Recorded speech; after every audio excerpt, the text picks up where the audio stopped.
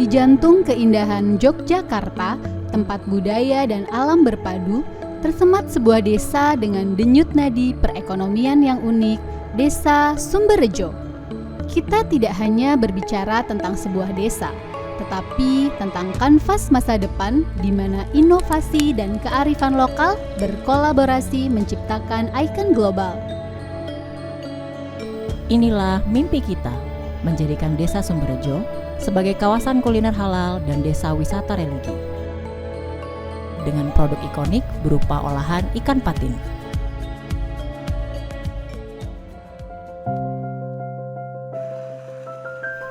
Namun, setiap visi besar pasti dihadapkan pada tantangan nyata. Saat ini, Desa Sumberjo berdiri di persimpangan. Potensi yang luar biasa ini, budidaya ikan patin dan aset wisata religi, masih terganjal oleh 10 keputusan fundamental manajemen operasi yang belum optimal. Awal kami terbentuknya UMKM Berkibar Sumberjo itu sejak 2019. Kami itu satu kelompok ini jualannya cuma ikut besar-besar di daerah Sumberjo, daerah Kapanewon Tempel, di Kabupaten Sleman itu Mas sejak 2019 sampai 2025 ini. Kebetulan di Sumberjo itu ada ledok sumber, ada sarmindi, ada puri kemuning, dan produk unggulan dari Sumberjo itu adalah abon ikan patin. Kalau harapan kedua saya itu pokoknya ledok sumber itu rame, harapan saya.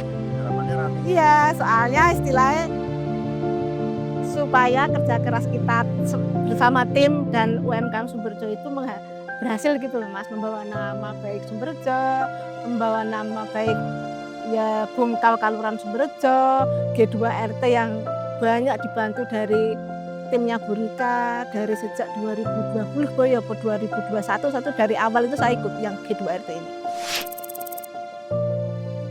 Untuk ledok sumber ini kita ya rencanakan ke depan, insya Allah saya sendiri ya Mas, punya program.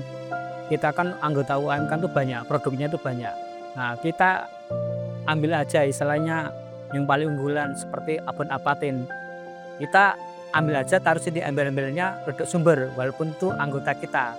Nah, dengan ciri khas, ledok sumber punya ciri khas abon patin, kita tonjolkan. Di samping itu juga ada makanan tradisional. Contohnya kayak tiwul, Gatot kita punya ready siap hari, itu ready tiap hari ada tuh. Jadi kalau ada konsumen yang membeli apa tiwul apa patin, kita tambah di ledok sumber rencana kita. Nah, kedepannya itu. Ke depan untuk ledok sumber ya kita butuh investor yang masuk gitu, biar ada kemajuan entah nanti dari atap istilahnya bisa menunjang kemajuan sama yang grade khususnya nanti bisa untuk kedepannya juga bisa berkembang dengan baik istilahnya. Nah, kita pertama kali berapat masuk G2RT itu memilih salah satu produk unggulan. Kita punya nilai jual dan punya ikonik. Nah, itu ikonik itu yang kita harus jual. Ikan patin itu sebenarnya produksi kita ada 2. Yang satu crispy kulit ikan patin. Itu enak banget. Jadi ikan patin itu kulitnya tebel. Biasanya kalau kita buat abon itu disingkirin. Ya, jadi waktu dipilet, udah dipilet, terus milet kulitnya. Nah, kulitnya biasa kita kumpulin. Nanti kalau udah banyak baru kita buat crispy kulit ikan patin. Itu sudah PGRT juga. Kemudian baru dagingnya ini untuk abon. Makam ini bernama Pasaran Lengkong.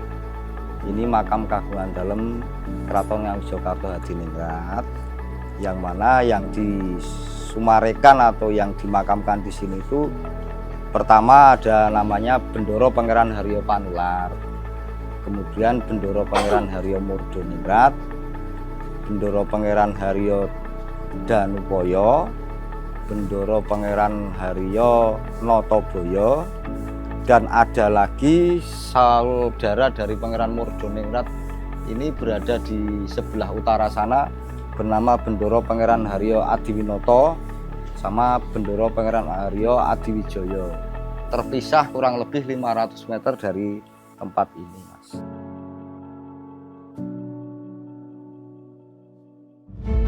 Di balik cita rasa kuliner Patin, UMKM dan suasana religius, ada satu kunci penting, kualitas. Standar halal, higienitas, dan keamanan pangan belum sepenuhnya seragam. Sebagian UMKM belum memiliki sertifikasi halal, SOP dapur, atau sistem pengendalian mutu yang terdokumentasi.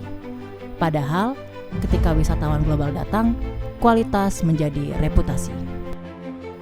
Lokasi menentukan arah pertumbuhan.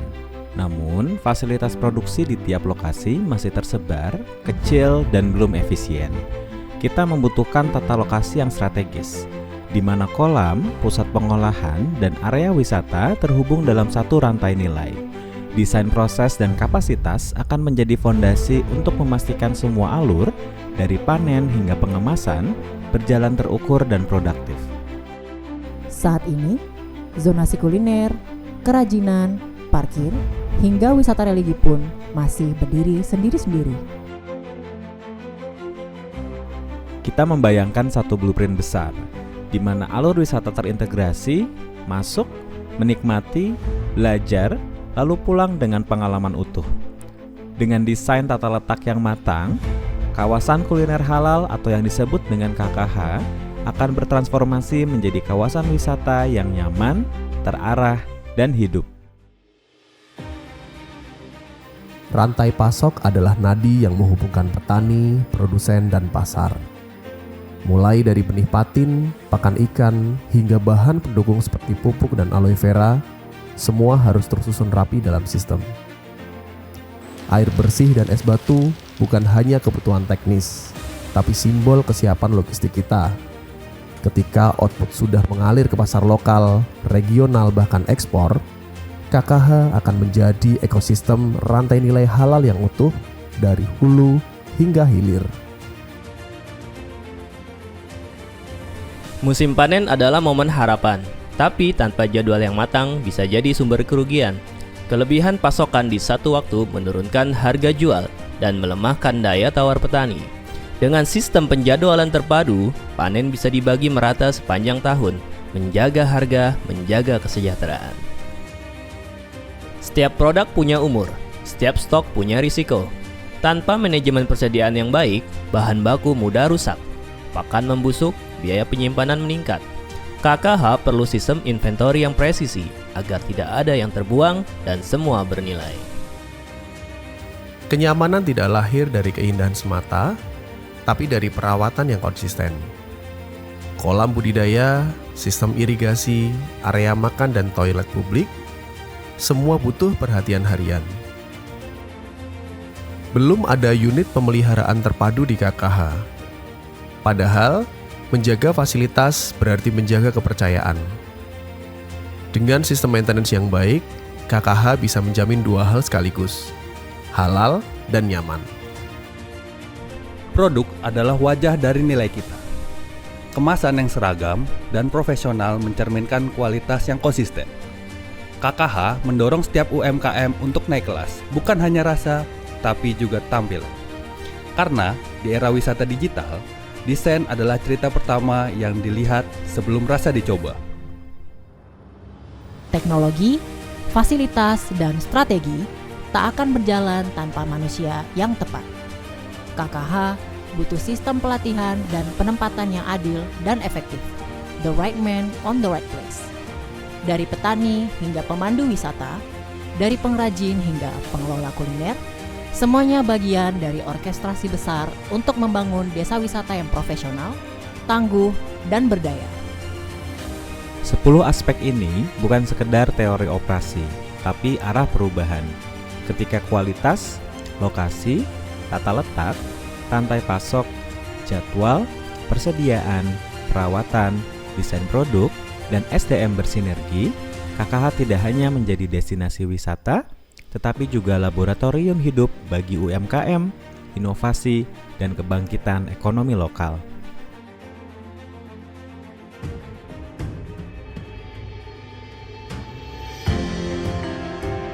Setiap destinasi wisata yang kuat selalu punya satu hal sederhana, pengunjung tahu harus mulai dari mana. Karena itu, solusi pertama kami adalah peta alur KKH yang ditempatkan tepat di depan gapura masuk Sumberjo. Peta ini bukan sekedar penunjuk arah, ini adalah experience blueprint mengalirkan wisatawan dari entry point menuju kuliner Patin. Lanjut ke spot UMKM dan edukasi, terkoneksi ke wisata religi, lalu kembali ke exit dengan rute yang jelas. Dengan alur yang terstandar, kunjungan jadi lebih nyaman, lebih terarah, dan lebih lama durasinya. Yang artinya, peluang transaksi UMKM juga meningkat. Sumberjo tidak lagi terlihat tersebar, tapi tampil sebagai satu kawasan wisata yang utuh dan siap menyambut. Destinasi yang diingat biasanya punya simbol yang kuat. Maka solusi kedua kami adalah patung ikon ikan patin sebagai identitas visual Sumberjo. Ikon ini berfungsi sebagai brand anchor, titik foto, titik kumpul, dan tanda bahwa wisatawan sudah sampai di tempat yang tepat. Dalam prakteknya, patung ikon akan mengubah lokasi menjadi destinasi. Mudah dikenali, mudah dibagikan ke media sosial, dan membangun kebanggaan warga. Ikan patin bukan hanya komoditas. Di sini, patin adalah cerita tentang kerja warga, rantai pasok, kuliner, dan ekonomi lokal. Ikon ini akan membuat cerita itu langsung terlihat, bahkan sebelum orang mencicipi produknya. Produk yang bagus butuh satu hal lagi supaya dipercaya, konsistensi. Karena itu, solusi ketiga kami adalah penyeragaman kemasan, terutama untuk produk olahan patin. Tujuannya jelas, ketika wisatawan melihat produk UMKM Sumberjo, mereka langsung menangkap kualitasnya. Rapi, higienis, dan profesional. Kemasan yang seragam juga memudahkan standarisasi informasi penting, label halal, komposisi, tanggal produksi, hingga cara simpan. Dengan satu tampilan yang kuat, produk-produk ini tidak lagi berjuang sendiri-sendiri. Mereka bergerak sebagai satu ekosistem brand, mudah masuk ke toko oleh-oleh, lebih siap untuk pasar regional, bahkan membuka runway ke pasar yang lebih luas. Singkatnya, rasa tetap juara, tapi kemasan memastikan produk bisa menang di rak, di kamera, dan di kepercayaan pelanggan.